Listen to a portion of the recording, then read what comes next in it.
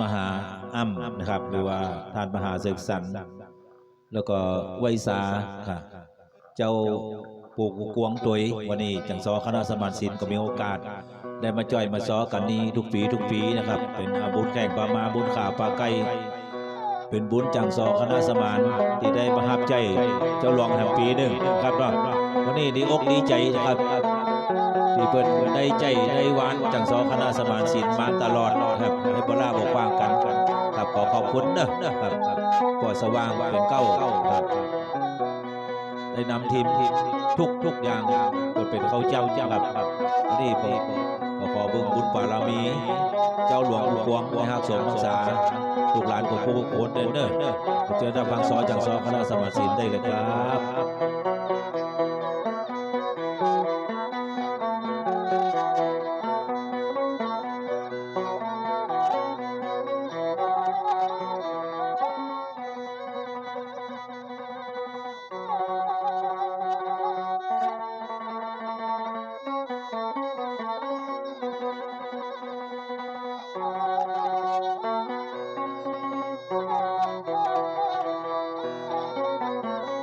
แส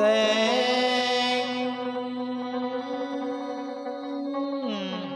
หิ่งห้อยไม่ขากันฝนตกลงมามันจังล่าบินสูงน้องเอ๋ยในวันที่แล้วก็เป็นวันดีวันงามอย่ามานั่งกลางพาในงานจัดไทยจะยกมือสาฝ่ามือคืนไวเก็บดอกไม้ใส่ขานเกณฑ์ปะกันในเฮาจะปะกันเล่นนอสาวเม่นำปันยกมือไหว10 นิ้วย่อสาอาหารวันตาย่อสาใส่เก้าเจ้าดวงโบกว้างนะเป็นกันเป็นเก้าสมานลูกเต้าอย่ามาจอยมาซ้องเมื่อในวันนี้แต่ตักนักนองที่ได้มาซองงานเจ้าหลวงดังอันได้มาปะใส่กันแถบกำทันไทยยกกะมือสาฝ่ามือขึ้นไว้เจ้าบ้านดูใจนี่ยังนักนำจะสาธุการเจ้าหลวงท่านเจ้าหลวงผู้ควงเป็นดังแลเก่ารักษาลูกเต้าในบ้านในจองบาลาทิ้งไว้ได้มัวหมองใจเจ้าหมอนนี่ยังใส่เก่าสาธุเอาในวันข้างนี้วันนี้แล้วเนาะป่อเจ้าแม่เจ้ายังผีหกเก่ามาถึงแล้วนาบุญจะรักษาเทวดาพ่อเฝ้า68ผ่านไปวันนี้1 ปี6เก่าสมานลูกเต้าก็อย่ามาสอบลมให้บ่กินผักเคี้ยไก่บ่เลี้ยงผักหอมพวกเกียงพายมไม่อยากให้เก่าตาลมีการมีงานกันได้วันข้างนี้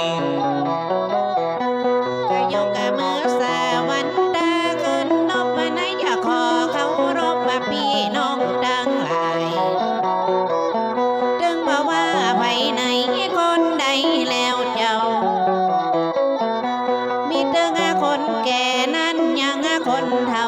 พอเจ้าแม่เจ้าดูได้ใส่มูลมาป้ากันแล้วมารบ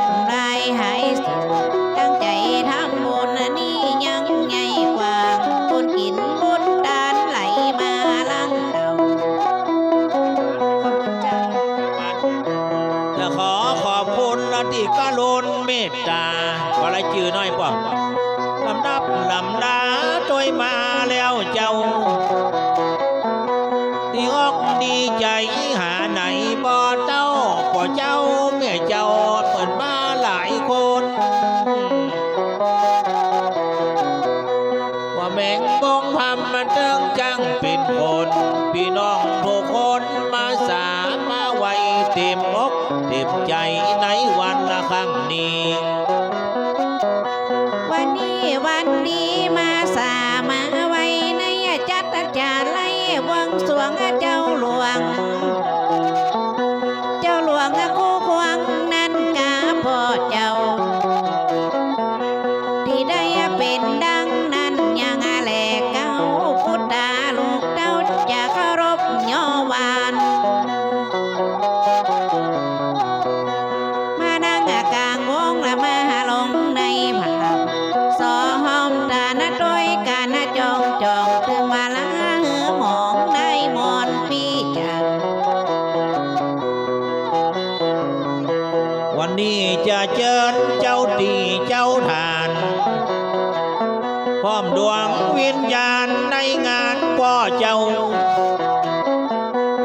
ป่าเจ้าเขาในวันนี้เล่าพ่อแม่เขาเจ้าเพื่อนก็จากเจิญมาม่วนมางานมาสนุกสนานเจิญพี่น้องวงวานโลไหลลังปอลวดมาฟังสอสมานเบาเกิน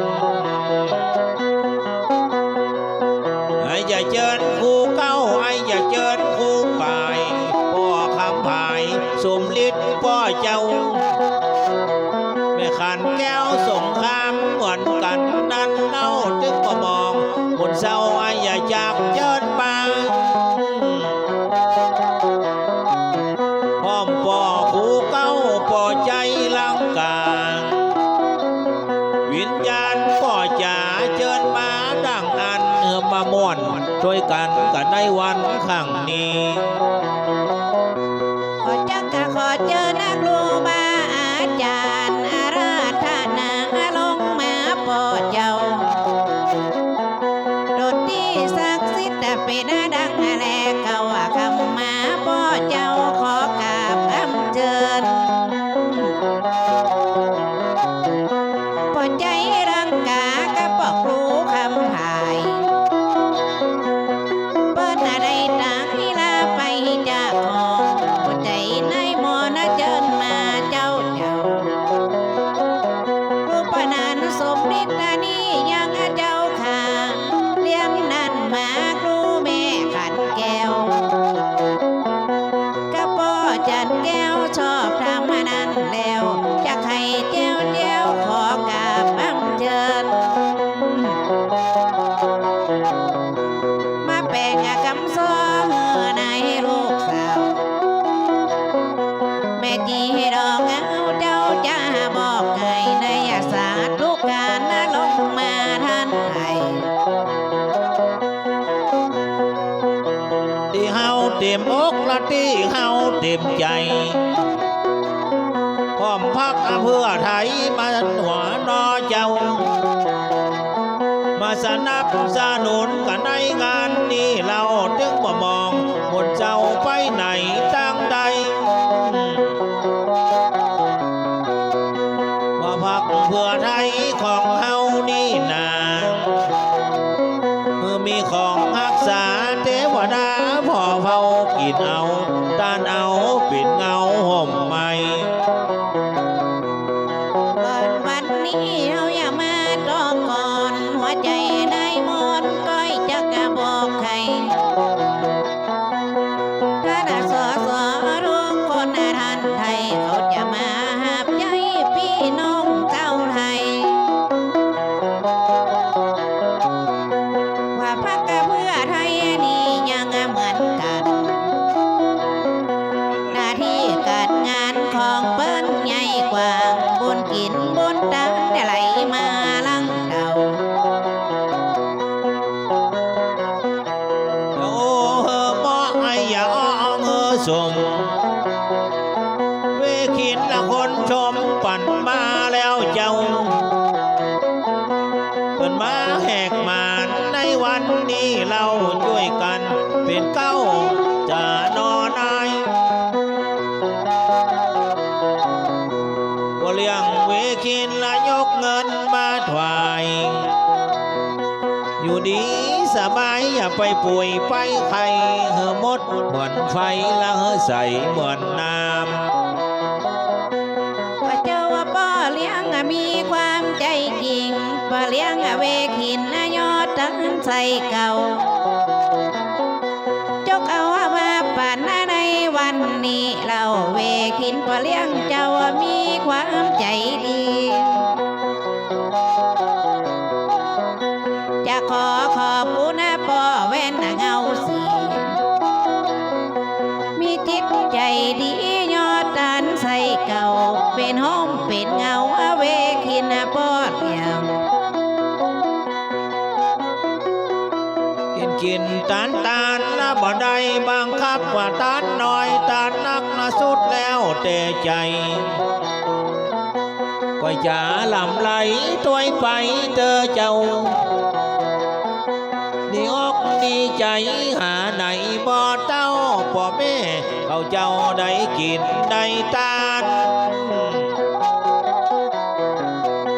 ไปบอกไปกล่าวแจ้งซอสักมานมีการมีงานปะกันที่นี่ไอ้อย่าแปลงใจดีก็เหมือนหน้าที่แม่น้1 ปีมีครั้งนานที1 คนจะมาจ้าบนเจ้าหลวงท่านเจ้าดังจิตตั้งใจด้วยไปให้นั้นเราคนแก่คนเฒ่าเปิดก็ปากันมาปากันมาไว้ปากันมาสาวันนี้แล้วกาสัตว์ทางในบ้านได้ร่วมกินร่วมทานด้วยไปบอดแล้วเป็นงานมงคลพิธีเลี้ยงปางถึงบ่เป็นอย่างสัตว์ทางในบ้านจะได้เลี้ยงปางเจ้าหลวงอย่างนั้นที่มีในบ้านว่าดูใจนอดใจที่เปิ้นตั้งอกกะนี้ยังตั้งใจตั้งจิตก็ไว้ว่าตั้งใจก็มันเกิดกินหน้าตาหน้าพร้อมกันพี่น้อง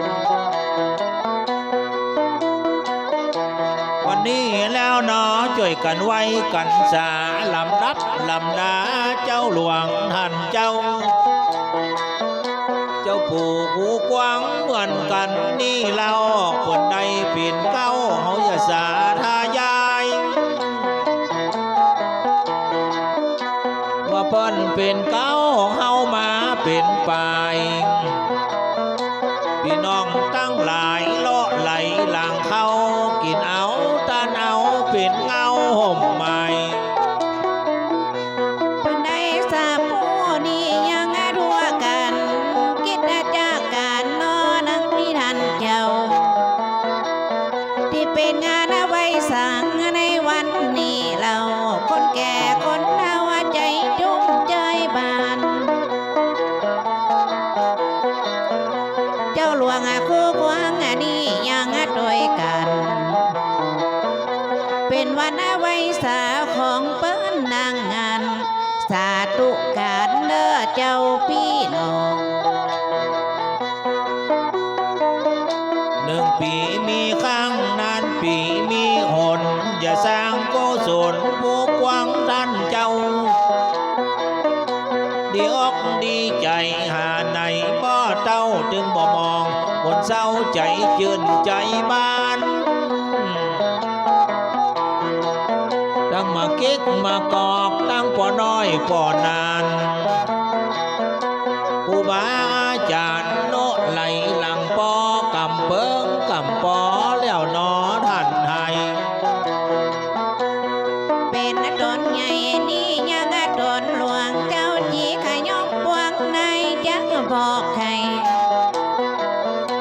เป็นตนศักดิ์สิทธิ์นี่ยังทันไทยที่มาสามาไว้ว่าทุกปีดีงามเจ้าหลวงคู่ควงก้อยที่นักนำเข้ามาสาธุกันด้วยกันจ้อ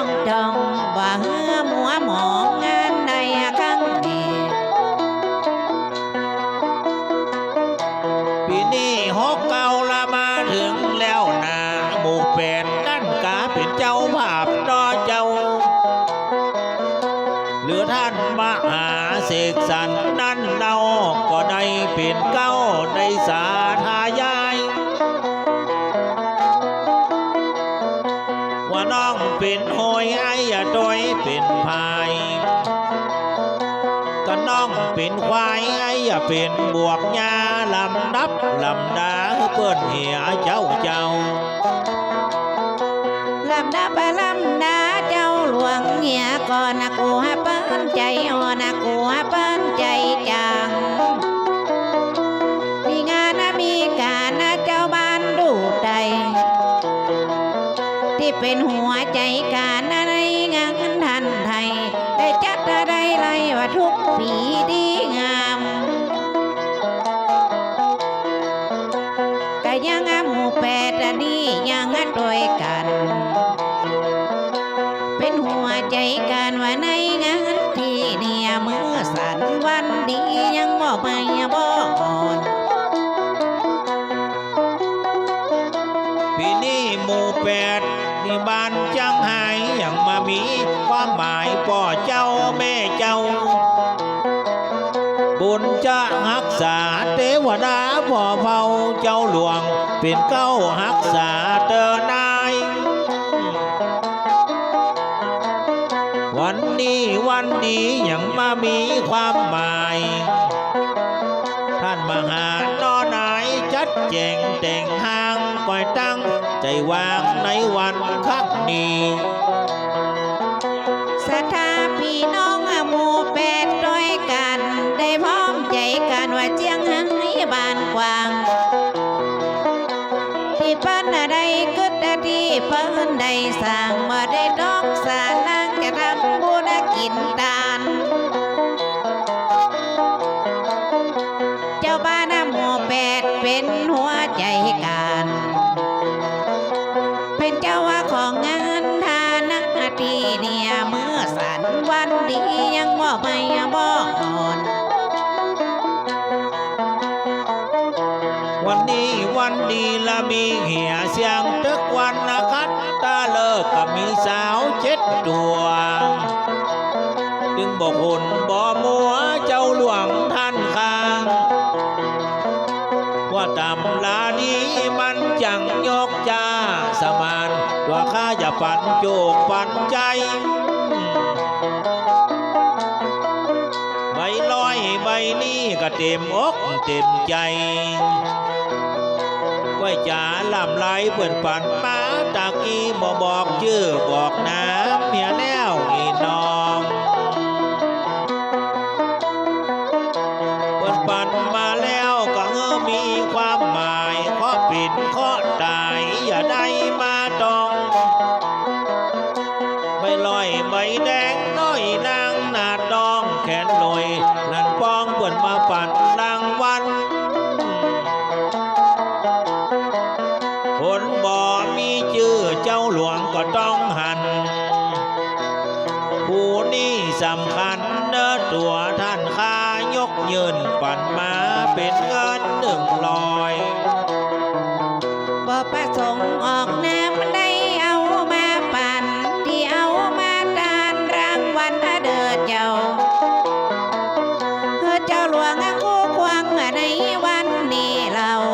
โดนพ่อเจ้ารักษาเด้อนายวัดตานามาแล้วว่าบ่สูนาบ่หายจะอยู่สุขสบายต่อไปดังอันสองหูเล็งหันเจ้าหลวงท่านไทย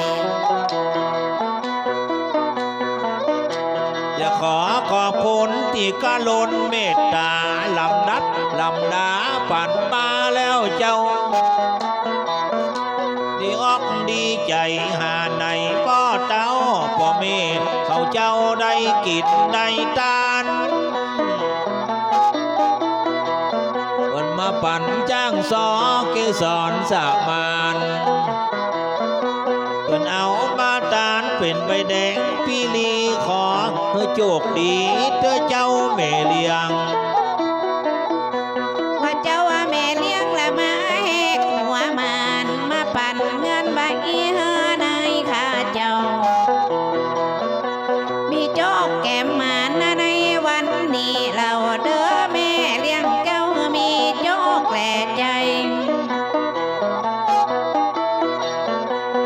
ได้ถูกเลขได้ถูกหวยปันรำมาปันรวยตาน้องรังงานเดี๋ยวมาปั่นรางวัลน้องไปของอยู่ดีละนี่ก็มีสุขของพ้นจากทุกข์อยู่ในโลกสงสารได้กินได้ทานเป็นปัจจัยไปนางว่าตำลาดีมันจังยกจ้าเปิ่นว่าน้ำฟ้าจะไหลลงหอมบอกว่าคนอ้วนจึงบอกว่าคนหอมได้ให้ได้หอมคนละเล็กละน้อยจะไปละหมองซอยเหมือนบ้านดอยเลี้ยงจาง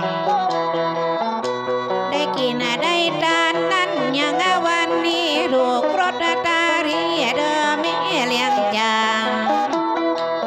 ที่มีจิตศรัทธาปั่นมังนอเจ้ามามังบุญมีก็ไหลมังหลังเต่าเป็นเจ้าของเจ้าเขาเศรษฐีมีเงินไม่ไผ่ตาหน้ากระจ้องใจแปลงกัน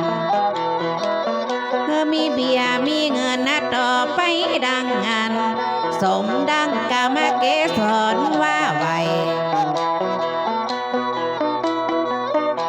และขอขอบคุณที่กรุณเมตตาลำดับลำดาตัวมาแล้วเจ้า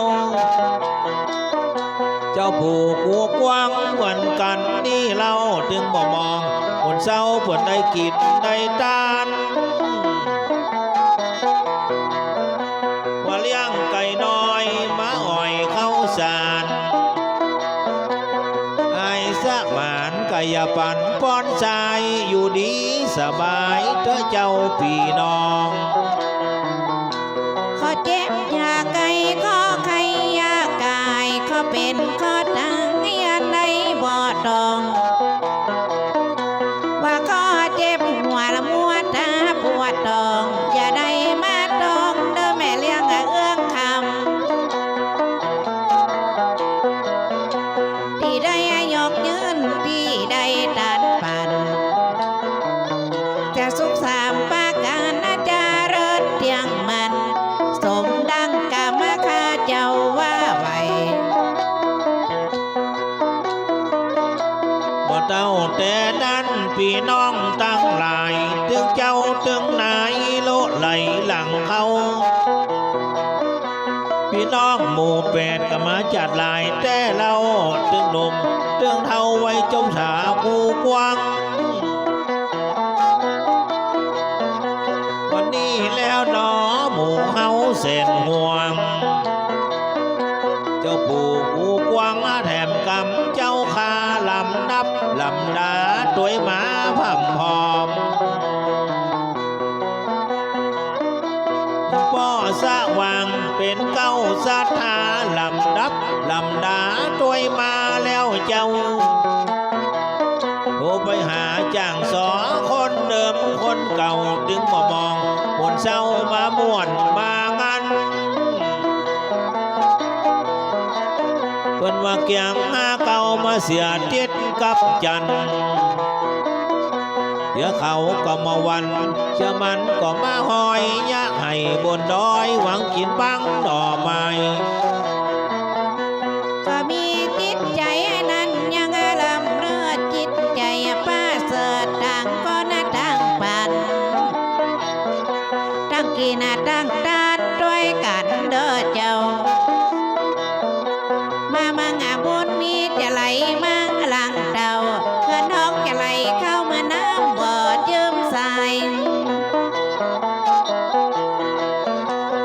สิ่งศักดิ์สิทธิ์นี่ยังต่างหลายเปิดดึงน้อมดึงไหวสองหันดังคนที่กินที่ทานเด้อเจ้าพี่น้องประวัติเจ้าหลวงโกกวางนี่นาเปิ้นมีมาตะก่อนตะกี้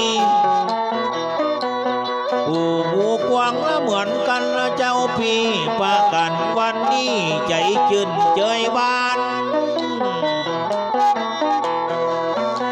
ว่าดอยโกกวางแต่ตักนักหนอบ่ลังบ่ล้อละอยู่บ้านดูไตหมู่สองต่อไปบนดูไตแต่เตงเก็บอำเภอเมืองจังหวัดน่านนี่นาเอาได้ไว้ไล่สามาเมินแล้วเจ้าบอกเล่าบอกกล่าวกันไปแต่เจ้าถึงบ่มองมนเศร้าใจจืนเจยบ้านตำนานสืบต่อกันเวลาหลายปีนี่คือของดียังบ้านดูไตเต็มอกเต็มใจน้อเจ้าพี่น้องเป็นตนศักดิ์สิทธิ์ปกปักรักษามูลศรัทธาเจ้าบ้านดูไตลายฟ้าลายเพียงามนี้ทันไทยได้จัดอะไรเป็นงานมงคลเจ้าหลวงท่านเจ้าปกปักรักษามูลศรัทธาบ้านเหนือบ้านใต้ด้วยความตั้งใจน้อเจ้าก็จังว่าจับใจแห้งบ่เน้นใจกลางป่อนั้นบุญมาเปิ่นจึงอดบ่ได้ได้เงินเสียงสอสมานโลกไทยเปิ่นเอาใจใส่ละมาปั่นจางซองวัฒนธรรมเฮาแต่ตะกะนักหนอคือกันจ่อยกันสอนอพี่น้องเจ้าบ้านช่วยกันสืบสานเจ้าเจ้าท่านไทยเจ้าหลวงโคควางสองงูเล็งหันพอเจ้านันปั่นมาแล้วเจ้าพอเอาว่ามาปั่นจังซอยามเจ้าพออย่าแก่อย่าเท่าอายุมาขวัญแหงเพื่อขวัญหลังกาละเฮือขวัญนาแข่งเพื่ออยู่ดีมีแห่งนั้นพ่อเจ้าเป็นห้องเป็นเงาต่อไปพ่อจันอีป้ออานันละมาปั่นเธอลูกอีป้อคิดถูกแล้วเจ้าป้อเฮยป้อบ่ละบ่เลยศิลปินนอเจ้าอายุสังขารยังบ่แก่บ่อนเท่าเขี้ยวยังบ่เว้าหัวเข่าบ่คอนอันนั้นละอีป้อดวงไก่สอนถึงบ่เกียดบ่งอนละปั่นมาตะกี้ขอโชคดีอันนั้นป้อไทยสปะว่าขออย่าได้มาหวันโรคเก้าความดันขออย่าได้มาไกลทั้งโรคเบาหวานทั้งพยาธิใบไม้กระเพาะลำไส้พยาธิเอ็นตึงบ่ว่าเจ็บเส้นแข้งล่าขาซึงพยาธิเอ็นตึงอย่าได้มาไกลเหือมดเหมือนไฟเหือใส่เหมือนน้ำว่าข้อเจ็บแข้งอย่าได้มาหาอันข้อเจ็บขาอย่าได้มาไกลก็ตั้งเหนือนี่ยังตั้งใจขอเหือลองใจด้วยแม่น้ำกงกลางว่าป้ออันนั้นนี่ยังหนักหนาสมกำจาแก้ สอดลูกลาป่านไปนั่นกาโนเจ้าป้อจัน อายุยืนยาว100 พรรษาสมบัติโภคาอย่าได้มาไกลเจ็บแข้งเจ็บขาเจ็บต้องปวดใจไหลล่องไตลงน้ำลงวังตอนนี้ไปนาอย่าไปเจ็บเป็นยังอยู่ดีกินลำว่าเจริญก้าวหน้าลำดับลำดาตัวมาผ่ำพอม บุญกินบุญตานปีน้องมีนักวัดใจวัดเหนือวัดต่างคนต่างปันที่ตั้งกินตั้งตานแล้วพ่อเจ้าแม่เจ้าเป็นข้าวเป็นหัวในวันนี้เราอย่าแก่อย่าเท่าอายุมันขวัญแหงเธอขวัญหลังกาละเฮอขวัญนาแข่งอยู่ดีมีแหงพร้อมตาพร้อมหน้าลุงป้าหน้าที่ปันมาข้างนี้ ว่าจับใจแห้งบ่แน่นใจกาแม่สิลินยาจันการนอเจ้าปั่นเงินปั่นคำปั่นของปั่นเข้าตาเนื้ออุ้ยเจ้าอุ้ยคำลาแถมกำว่าอุ้ยคำลากุลสุรินนั่นนางอุ้ยอยู่ในหากลับมาที่นี่จะหยาดน้ำสะปีไปเฮอแม่โอ้ย แม่เสียรินยานำสกุลอาจารย์การ แม่จะกินอาจารย์ดานไปหาแม่อุ้ยเจ้า แม่อุ้ยคำลาว่ากุณรินนี่เรามาด่าแม่เจ้าได้ตายไปนานพระเจ้าสมบูรณ์นำสกุลอาจารย์การ อันนี้เหมือนกันนะนอนึงที่ดังอันจะกินจาตาดควางโตนายาตนาม บ่เต้าแต่นั้นได้ย่อหนึ่งสากับแม่วันนาจันการนอเจ้าอยู่บ้านดอนมนหมู่13นั่นเราจะแก่ไปเท่าอยู่ดีสบายได้ยกได้ปันนั่นมาจาดลายอยู่ดีสบายเจริญก้าวหน้าลำดับลำดาจะปันเธอแม่ไทย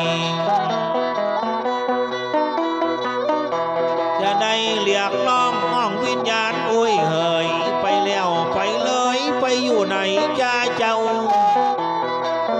คำลาแม่อุ้ยเข้าดงนะป่าเป่าวันนี้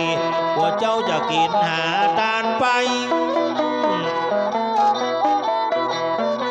แม่เสียเลียนยาว่าตั้งอกตั้งใจกินไปทานไปเฮ้อแม่อุ้ยคำลาอยู่ที่ไหนหาลงมาเอาแต่แดง คนที่ได้เกลือคนที่ได้กูนะมันเตี้ยดอนงูนะมันดังแม่เจ้า แม่เจ้าวันนาว่าจันกันนั่นเราโยตันใส่เก้าโนดตัวยิ่งนางอยู่หมู่13มาดอนหมู่นานักนำที่ได้พร้อมใจกันยอดด้านใส่เก่าเป็นห้องเป็นเงาเด้อเจ้าแม่เจ้า กินตานจะได้มีมานมาสูนเฮอมีแต่บุญโลไหลลังเขาพี่น้องตั้งหลายกินตานแต่เราอย่าไปมองปวดเศร้าเฮอมีโจกมีใจ ตอนนี้ไปนาสุขสบายใจขอวัดขอไอละอย่าไหลมาคอนปันโจกปันปอนเนื้อเจ้าท่านไทย แม่บ่หนีไปไหนตกกะน้ำบ่ไหลตกกะไพรบ่ไปมีโจกมีใจว่ามันดาแม่ไทยกินไว้ทานไว้เป็นหงไม้เงาบังตั้งแต่วันนี้แม่อย่าเจ็บเป็นอย่างขออย่ามาปานมานอย่ามาไกลเมื่อตกกะตัวยไพรก็ไหลตัวยแม่น้ำ นางพัดนาลีลัดธนุนันนา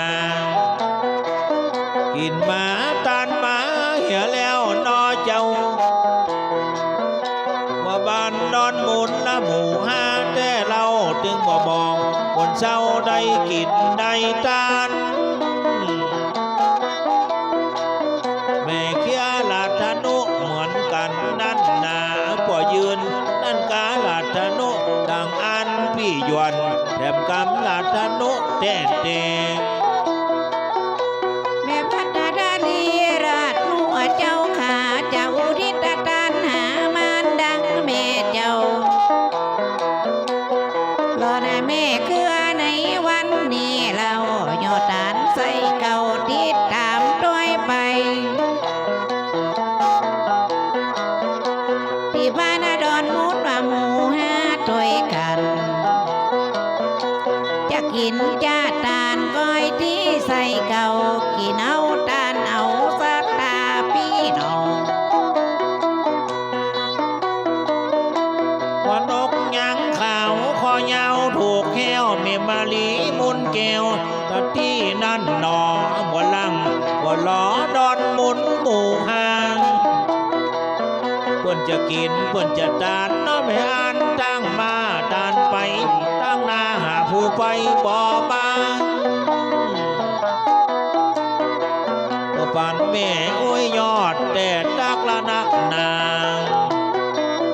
หุ่นแก้วนั่นกาน้ำสกุลดังอียามเมื่อหัวดีกินตานแต้นแดง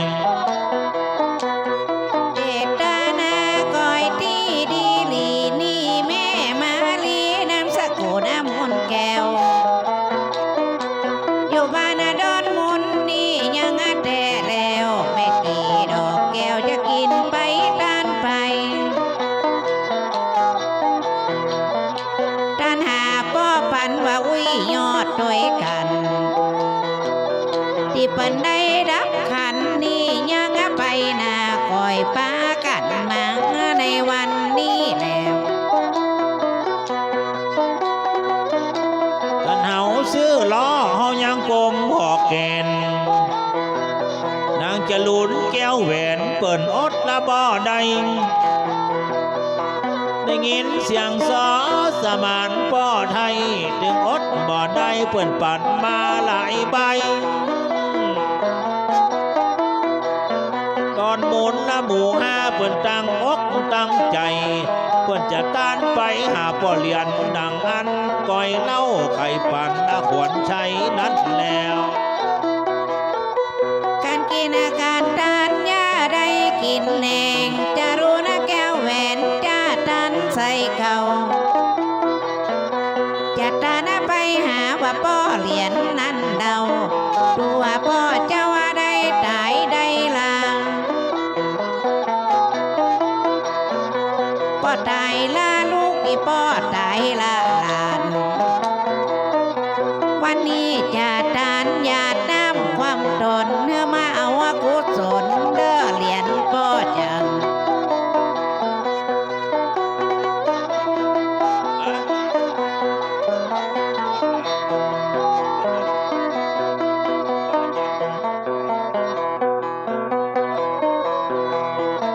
อย่าขอขอบคุณยังแม่เลี้ยงเจ้าขายกยืนปั่นมาแล้วนาท่านเจ้าดีอกดีใจหาในบ่อเต้าบ่มองหมดเจ้าได้กินได้ทานนี่นายชำลานขวัญชัยนั่นนองถึงบ่ลังบ่ล้อด้วยไปดังอันก้อยเล่าไข่ปั่นในวันครั้งนี้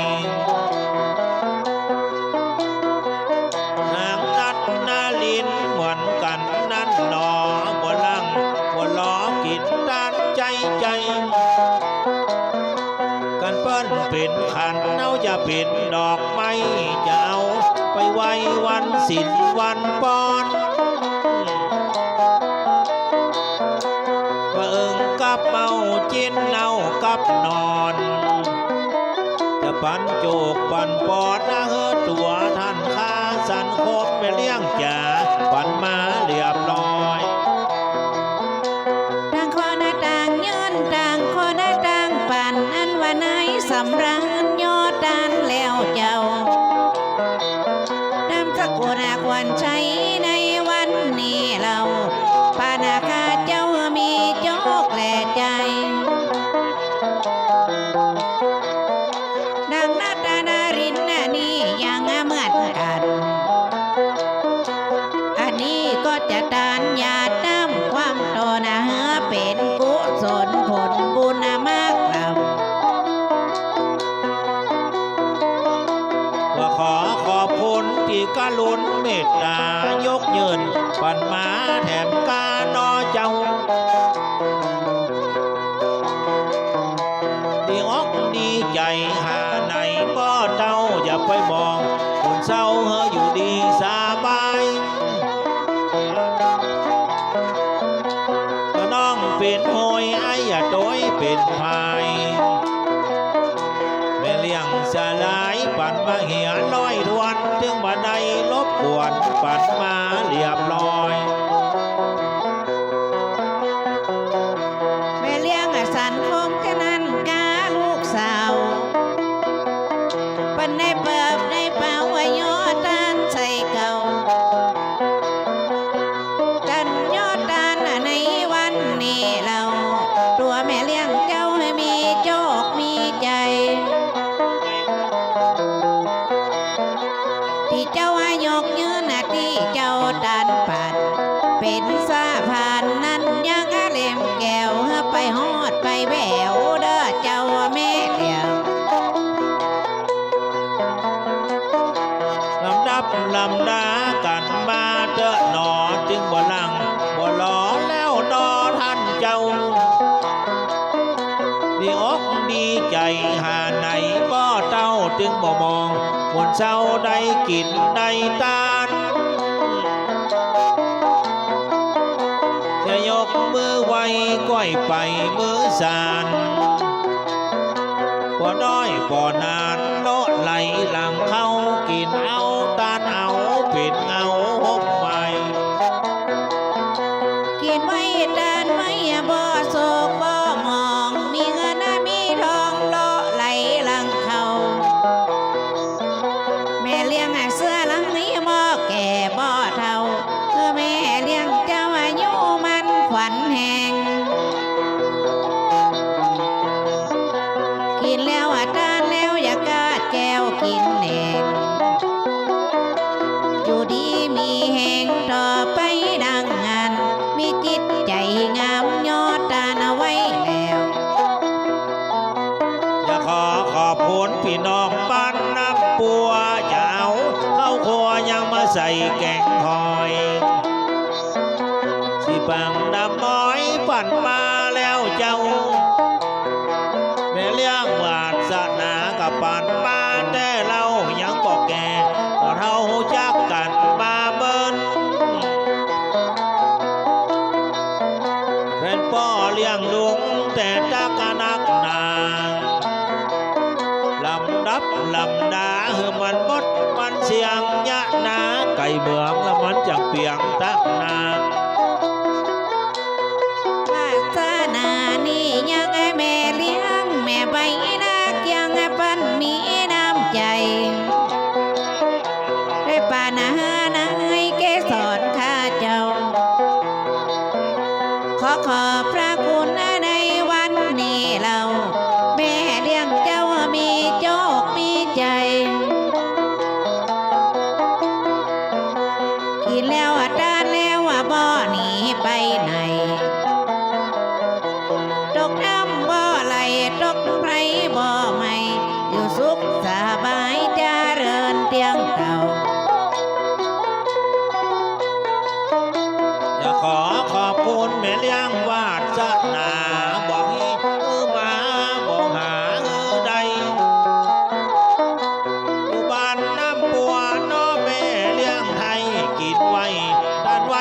ปัจจัยไปเมินวันนี้แล้วหนอยกเงินมาถวายบันมาจัดหลายหนอเมเลี้ยงเจ้าถึงบ่สุขบ่เงาฝันมาเรียบร้อย เจ้าบ้านน้ำปัวเปิ้นมีน้ำใจได้ยืนได้หวังให้เฮอนังให้นอเจ้าจะปานาปอนตามมาในวันนี้เราแม่เลี้ยงเจ้ามีโจกมีใจเมื่อได้ถูกเลขก็ได้ถูกหวย